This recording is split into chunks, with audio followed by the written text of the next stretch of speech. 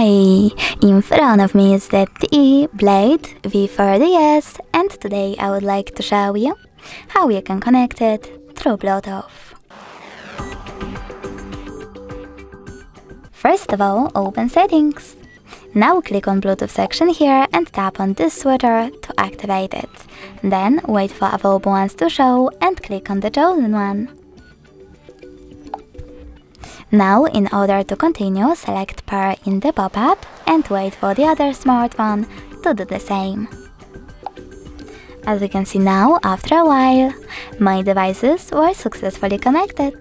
In order to disconnect them, select this gear icon next to chosen device and tap on Forget. Then confirm your choice in the pop-up. In order to connect to it, just click on it again and follow all of the same instructions.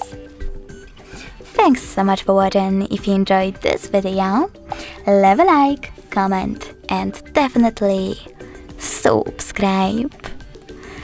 Bye!